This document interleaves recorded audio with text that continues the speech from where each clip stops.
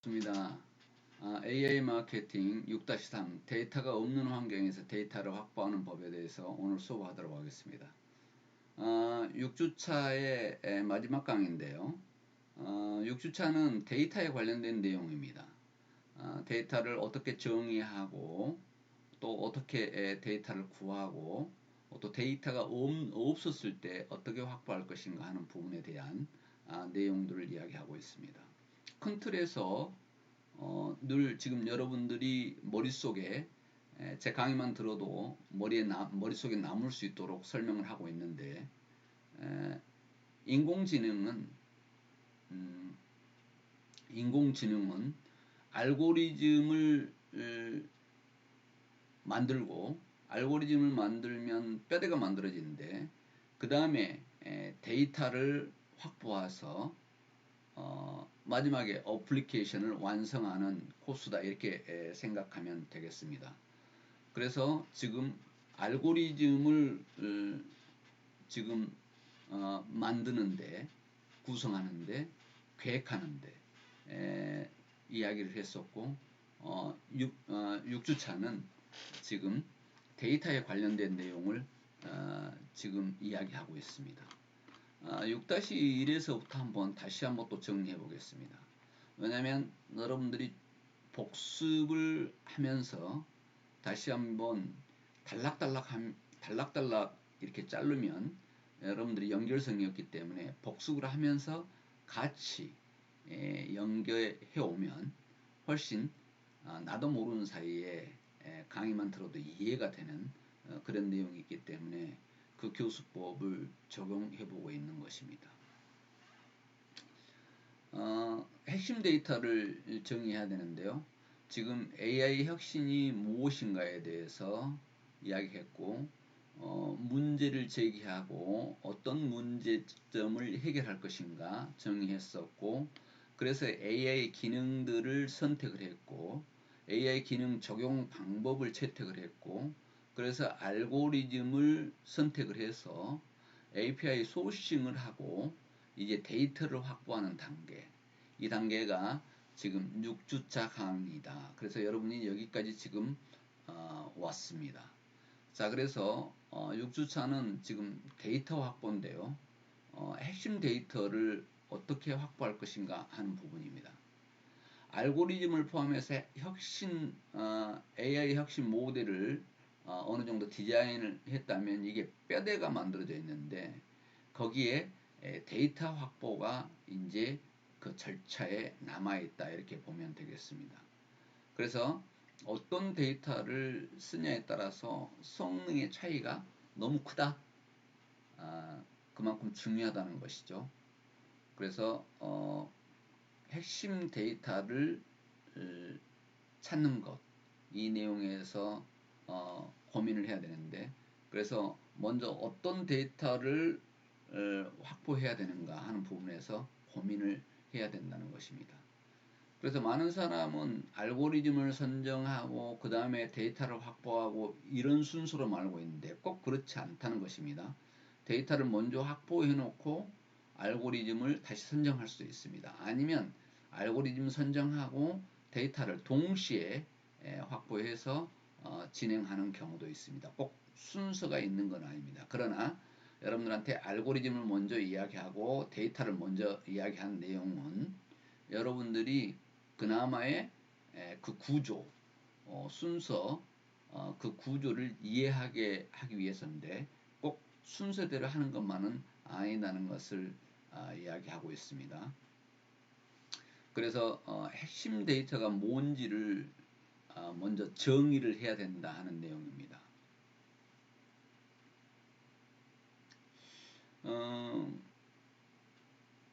어떤 종류인지를 정의해야 되는데, 그러려면 어떤 기능을 구현할 것인지에 따라서 필요 데이터가 달라질 수 있기 때문에 어떤 기능을 구현하려고 생각하는지에 따라서 필요 데이터는 달라질 수 있겠죠.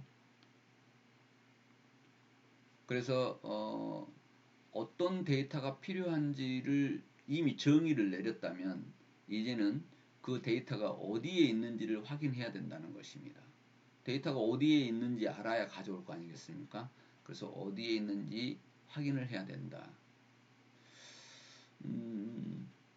그 소스를 파악하는데 더 신경을 써야 될 것이 양질의 데이터를 충분히 확보해야 좋은 제품과 서비스를 구현할 수 있기 때문에 더욱 그렇습니다. 그래서 가능하면 선택 폭이 넓을 수 있도록 많은 데이터를 확보해서 그 중에서 좋은 데이터를 가져오면 질 좋은 어플리케이션이 만들어지겠죠. 그래서 회사 내부에 데이터를 쓰기도 하고 API를 통해서 외부에서 데이터를 가져오기도 하고 웹 스크랩을 통해서 외부 데이터를 가져오기도 합니다. 웹이라고 하는 것은 지금 인터넷 지상에 나와 있는 그런 데이터들을 참고할 수 있다는 것이죠. 그리고 또 대기업 같은 경우라면 아니면 제휴 기업이 있는 곳이라면 제휴 기업의 데이터베이스를 쓸 수 있겠죠. 공공 데이터는 정부가 운영하는 것이나 비영리 단체가 가지고 있는 데이터를 쓰는 것입니다. 거기에 대해서 세부적으로 여러분들에게 이야기를 한 바 있죠. 내부에 어떤 데이터가 확보해도 되는지 잘 볼 필요가 있겠죠. 대기업이라면 기업 내부에 어마어마한 데이터가 있을 것입니다. 그래서 가능하면 자사 서비스를 이용하는 타깃 고객을 더 자세히 아는 것이 중요하겠죠. 그래서 고객 활동 데이터가 중요한데 오늘날에 구글, 페이스북, 카카오 같은 플랫폼 기업들이 어마어마한 회원을 보유하고 있기 때문에 그 회원들이 활동하고 있는 구글이라든가 페이스북이라든가 카카오 안에서 활동하고 있는 매시간 활동 내역 그리고 커뮤니케이션 내용 주고받는 이미지 주고받는 영상 이런 것들이 끊임없이 생성되기 때문에 아주 세부적인 데이터를 미리 확보하는데 아주 유리한 입장이 있다 하는 내용을 이야기했습니다. 그래서 앞으로 저런 플랫폼을 가진 데이터를 아주 세부적인 데이터를 갖고 있는 저런 플랫폼 기업들이 유망하다 이렇게 보면 되겠습니다. 외부 데이터를 획득할 수 있도록 도와주는 API 데이터 플랫폼이 굉장히 많다는 내용을 이야기했습니다. 그리고 협력 제휴사 또 제휴회사가 있다면 거기에 채널의 데이터 소스를 확보할 수도 있겠죠. 그래서 이렇게 많은 데이터를 확보했을 때 정합성을 고려해서 우선순위를 매겨야 합니다. 6-C에서는 데이터 확보 전략에 대해서 이야기를 했는데요. 가능하면 일상 속에 녹아있는 심층 데이터를 끌어와야 좋은 인사이트를 얻을 수 있겠죠. 그렇게 해서 스타벅스 같은 경우는 디지털 플라이힐이라는 디지털 서비스를 활용해서 고객의 개인의 맞춤화 결제 주문 등에서 커피 주문 수위라든가 결제 방식 그리고 취소 경향 뭐 이런 것에 대해서 인공지능 학습을 시키는데 중요한 데이터로 쓰고 있습니다. 왜냐하면 더 심층적으로 더 디테일한 데이터를 확보해야 되기 때문에 그렇죠. 그리고 구글은 검색 포털을 통해서 고객의 정보를 방대하게 모으고 있지만 더 자세한 것을 파악을 하는데 노력을 하고 있습니다. 그래서 음성 비서라든가 네스트 같은 스마트홈 기기를 통해서 사용자의 일상 속 지극히 사적인 활동 데이터까지를 수집한다 하는 내용입니다. TV를 켜고 끄고 에어컨을 끄고 또 냉장고를 열고 닫고 뭐 이런 스마트홈 기기를 사용하는 내용까지도 파악을 해서 소비자가 사적인 어떤 활동으로 움직이고 있는가를 확보해서 이런 것들을 AI에 학습시키는데 자료로 쓰고 있다 하는 내용입니다. 좋은 데이터를 가져가는 것이 AI의 경쟁력이다 이렇게 봐도 문제가 없을 정도로 중요합니다. 좋은 데이터의 중요한 요인이 뭐냐면 데이터 크기라든가 데이터 시의성, 생성의 지속성, 데이터 다약성, 데이터 편향성, 적절한 속성의 정의, 요 내용이 지금 네이블링인데 이 앞전 시간에 이야기를 했었죠. 다시 세부적으로 또 한번 설명하겠습니다. 그 다음에 데이터 관리 시스템 이런 것들을 확보하고 있는 것이 중요하다 하는 내용입니다. 데이터 양이 방대하기도 해야지 되지만 시의성이라든가 신선도를 가져야 한다 하는 내용입니다.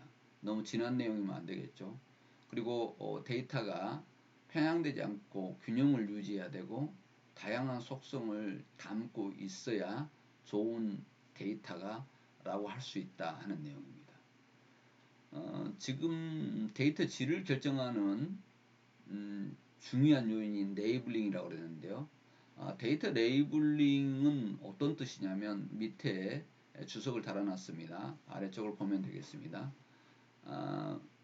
그냥 아주 쉽게 설명하면 여러분은 옷에 붙은 라벨과 같다 이렇게 생각하면 되겠습니다. 옷의 라벨을 보면은 그 옷의 핵심적인 속성을 다 알 수 있잖아요. 원단의 소재라든가 뭐 세탁 방법이라든가 제작 회사라든가 이런 것들이 다 적혀 있기 때문에 이런 식으로 데이터를 지정해 주는 건데 AI가 쉽게 사물을 알아보도록 사진, 이런 이미지라든가 동영상, 이 영상 속에 일일이 명칭을 달아주는 것입니다. 그래서 데이터를 학습시켜 놓으면 나중에 데이터 학습을 하고 그 분류의 기초가 되기 때문에 데이터 레이블링은 아주 중요합니다.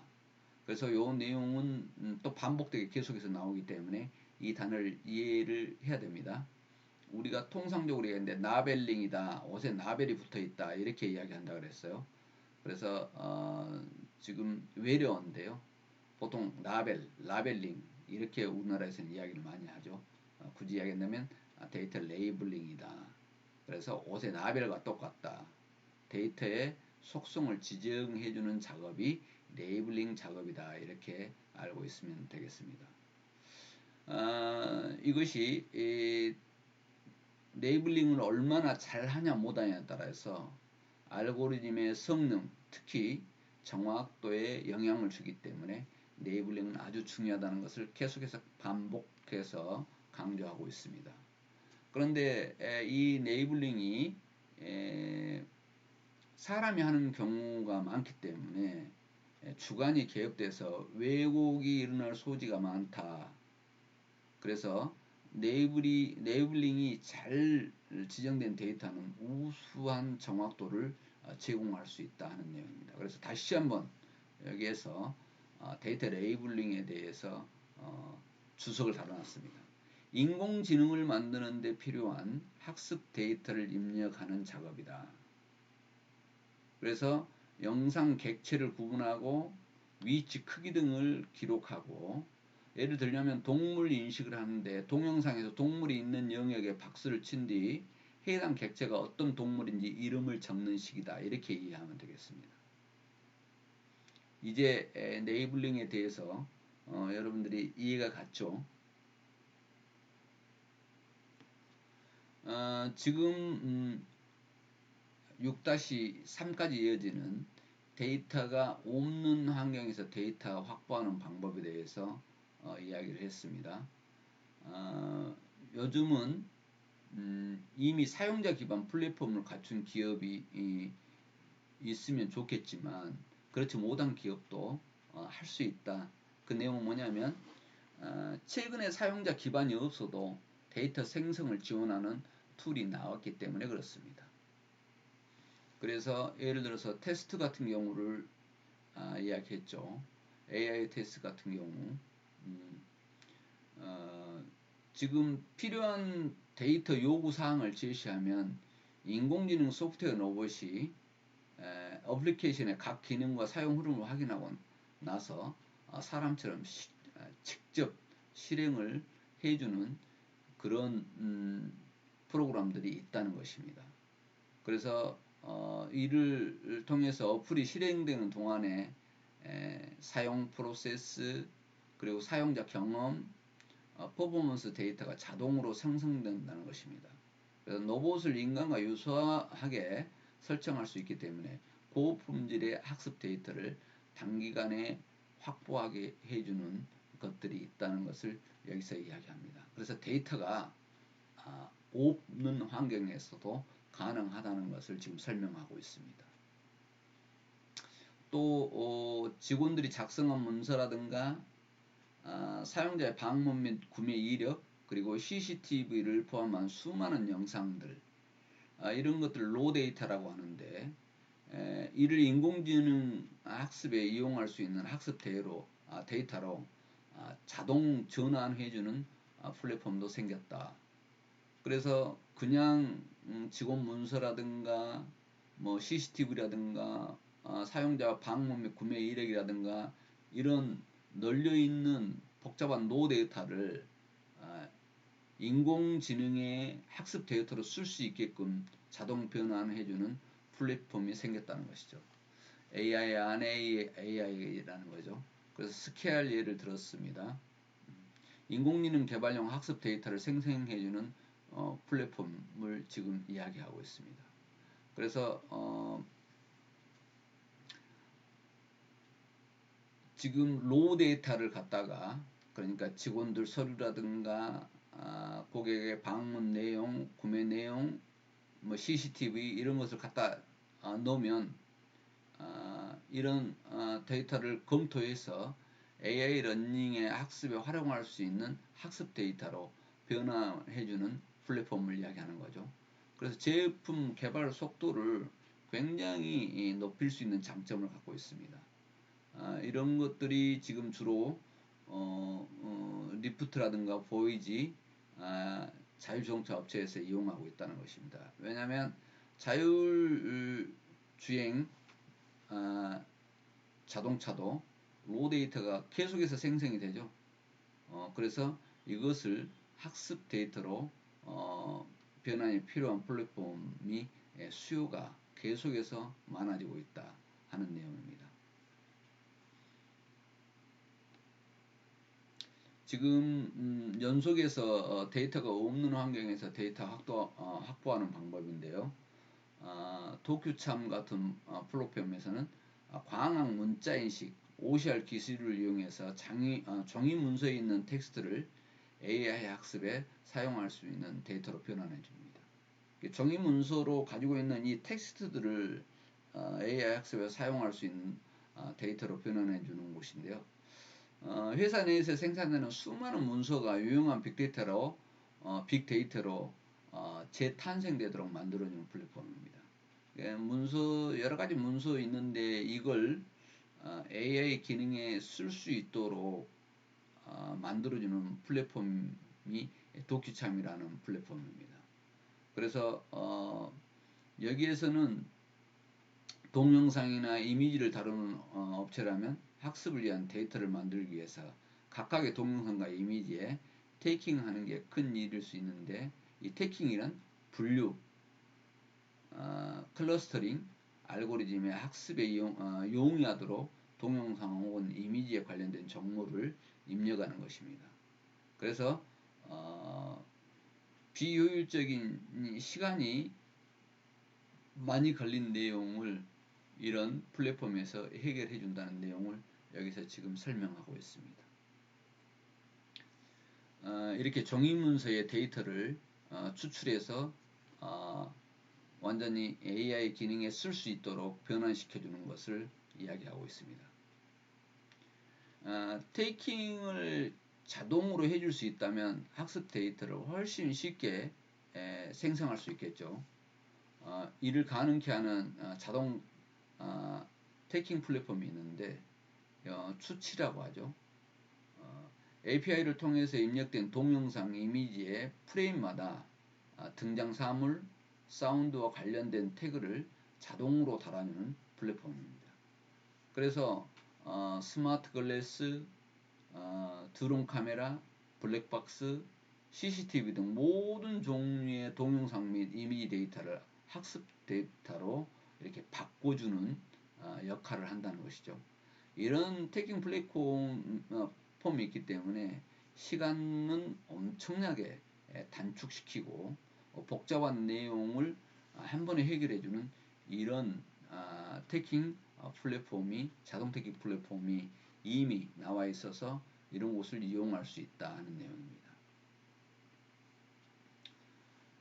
인공지능 앱 제작에 필수적인 고품질의 학습 데이터를 효율적으로 생성해 주기 때문에 데이터 확보 전략으로 고려할 만하다 하는 내용입니다. 또 데이터 소싱의 분산은 알고리즘 학습 과정에서 방해가 될 수 있기 때문에 더더욱 그렇다는 것입니다. 그래서 여러 시스템에서 소스 데이터에 액세스할 때 기술 통합, 변경 제어, 기타 위험 같은 여러 이슈가 있기 때문에 실제 데이터를 사용 자체에 장애가 많다. 그래서 지금 이런 플랫폼을 이용했을 때 아주 편리하게 진행을 할 수 있다는 것을 여기서 이야기하고 있습니다. 또 데이터들이 큰 조직에서 각 부서에서 다른 데이터를 사용하니까 뭐 조각조각 이렇게 단편화되는 경향이 있는데 이것이 이 AI 알고리즘 학습의 커다란 걸림돌로 작용할 수 있습니다. 그래서 데이터를 그때그때 필요할 때마다 단편적으로 확보할 것이 아니라 인공지능 제품 및 서비스에 대한 커다란 방향을 큰 그림을 그린 후 거기에 맞춰서 일관되게 확보를 해야 된다는 것입니다. 그래서 부분 동작으로만 연결해서는 한 동작을 만들기가 쉽지 않기 때문에 먼저 큰 동작, 그러니까 커다란 방향을 설정한 후에 그에 맞춰서 일관되게 확보를 해야 된다는 것입니다. 또 서로 다른 출처의 데이터를 어떤 일관된 데이터셋으로 결합시킬지 분명한 전략을 세워야 된다. 그래서 전략을 큰 그림으로 전략을 세워놓고 거기에 알맞게 데이터를 적용할 수 있도록 그렇게 해야 된다는 것입니다. 체계적으로 데이터의 품질을 관리해야 되는데요. AI 혁신을 위한 데이터를 관리할 때는 데이터를 확보하고 데이터 품질 관리를 하고 데이터 활용에 이르기까지 모든 과정을 시스템으로 갖춰야 된다는 것입니다. 그래서 충분한 데이터 확보를 하고 핵심 데이터를 꾸준히 생성해야 되고 또 의사 결정 단계에서 데이터의 왜곡을 탐지할 수 있는 관리 체계를 갖춰야 됩니다. 그래야만이 데이터의 생성 및 소비의 선순환이 이루어진다. 그래서 신뢰 손실로 인한 비용, 잘못된 결정으로 인한 2차 손실이 생기지 않게끔 하기 위해서 더더욱 체계적인 관리 체계가 있어야 된다는 것을 여기서 강조하고 있습니다.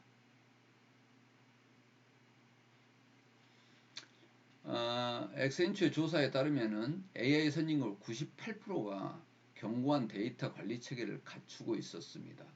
그러지 못한 기업들은 굉장히 더뎠다는 것이죠. 선진기업 90%는 앞서가는 선진국 90%는 지속적으로 데이터 체계를 보강해 가고 있었다는 것입니다. 이런 것들을 보강해 가지 않았을 때 굉장히 힘들어진다.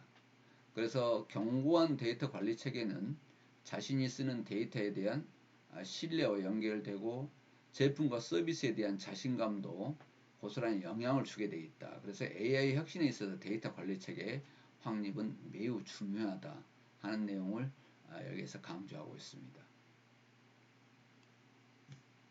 자, 이렇게 해서 AI 혁신 기술 명세서를 이제 작성을 합니다. 그러면 자, 저희가 지금 하나하나를 이렇게 만들 때마다 혁신 기술서를 작성한대요.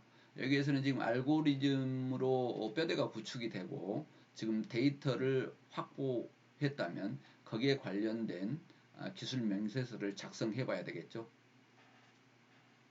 예를 들자면 이메일에서 스팸 메일을 자동 분류하는 기능을 구현한다고 봤을 때 여기에는 분류 알고리즘을 학습시키기 위해서는 데이터가 필요하겠죠. 그 알고리즘에 학습을 시켜야 되기 때문에 그 학습시킬 것을 정상 메일만 있어서는 안 되겠죠. 정상 메일과 스팸 메일이 섞인 메일 데이터가 필요하겠죠. 이 데이터는 자체 이메일 서비스 채널을 이용하거나 아니면 외부 데이터 플랫폼 등에서 다양하게 확보할 수 있다고 볼 수 있습니다. 그렇게 해서 메일 데이터는 캐롤 같은 데이터 플랫폼에서 확보할 수도 있습니다. 그래서 자기 자체가 확보할 수도 있지만 대형 플랫폼에서 확보할 수 있는 방법들이 있다 하는 내용을 지금 여기서 설명하고 있습니다. 스팸 메일 분류에 관한 기술 명세서를 이렇게 작성해 본 거죠. 문제가 무엇인가? 문제는 이메일에서 스팸 메일 자동 분류가 필요하다. 그래서 기능을 못 썼냐면 AI 핵심 기능은 스팸 인식 기능인데 이건 맥락 인식이죠.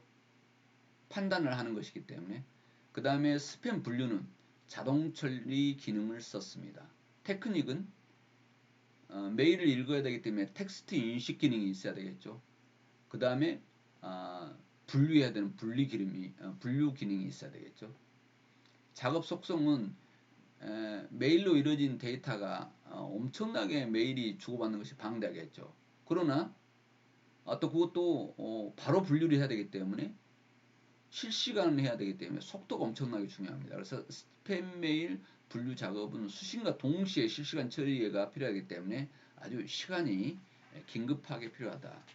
그리고 여기에 쓰이는 알고리즘 및 데이터는 알고리즘은 나이브 베이지 분류 알고리즘이다 이렇게 하는데 이럴 때 쓰는 데이터 어쩔 때 쓰는 데이터다 이렇게 했을 때는 지금 부록에 여러분 교재 부록에 있다 그랬어요. 그래서 거기에서 찾아서 적어 놓으면 되겠죠. 그리고 데이터는 정상 메일과 스팸 메일이 섞인 메일을 데이터로 학습하고 데이터 플랫폼 캐글이나 이런 곳에서 제공하는 메일 데이터를 확보한다. 그래서 알고리즘과 데이터를 확보하는 기술 명세서를 이렇게 작성해 볼 수 있습니다. 알파고 데이터를 보면 알파고는 지도학습 바탕으로 바둑 기보를 학습했습니다. 그래서 승패가 분류된 기보 이미지 세트가 핵심 데이터가 되겠죠. 그래서 알파고는 온라인 바둑 사이트인 KGS 고에서 확보한 바둑 고수들의 기보 16만 개를 통해서 학습을 합니다. 그렇게 학습을 시켰더니 이런 식으로 기술 명세서를 작성하면서 만들어갑니다. 바둑 경기 승률 최적화가 문제인데 핵심 기능은 이미지를 인식해야 되겠죠. 바둑 두는 것을 보면서 어떻게든지 이미지 인식 기능이 있어야 되겠죠. 기본을 인식해야 되기 때문이니까 인식해야 되기 때문에 그 다음에 수를 예측하는 기출 예측이 필요하고 승률 계산으로 최적의 수도 도출해야 되기 때문에 자동 최적화가 있어야 되겠죠. 테크닉은 특징 추출, 그 다음에 분류, 그 다음에 선택하고 확장하고 시뮬레이션하고 다시 역전파로 보는 것입니다. 그 다음에 작업 속성은 바둑판에 정형화된 이미지 데이터가 필요하고 수 예측에 바둑 노는 수를 이야기하는 거예요. 수 예측에 필요한 경우수가 매우 많기 때문에 그것도 넣어야 되겠죠. 알고리즘은 딥러닝 컨볼루셔널 신경말이다. 그래서 딥러닝은 저는 컨볼루셔널 신경망을 지금 알파고는 썼다고 이렇게 합니다. 그리고 두 번째 알고리즘은 몬테카를로 트리 탐색 알고리즘을 썼고 데이터는 바둑 기보 데이터를 보고 온라인 바둑 사이트에서 16만 건의 그 바둑 두는 것을 인식을 했습니다. 학습을 했고 그리고 데이터를 자체 생성하는 강화 학습을 시켰습니다. 그랬더니 학습한 내용 중에서도 AI 알파고가 직접 바둑을 둘 수 있는 능력이 만들어진 기술 명세서를 여러분이 보았습니다. 자, 마무리하겠습니다. 이렇게 데이터가 중요하다는 것을 이야기했고, 또 적절한 데이터 확보를 어떻게 할 것인가 하는 부분에 여러분과 이야기했습니다. 그래서 핵심 데이터를 정의해야 된다는 것, 그리고 데이터 소스에 어디 있는지 파악을 해서 소스를 추려내야 된다. 그래서 데이터를 확보하고 관리 체계를 갖출 필요가 있다는 내용을 6주차에서 했습니다. 6-1, 6-2, 6-3 6주 강의를 여기서 마치도록 그렇게 하겠습니다. 여러분 강의 듣느라고 수고했습니다.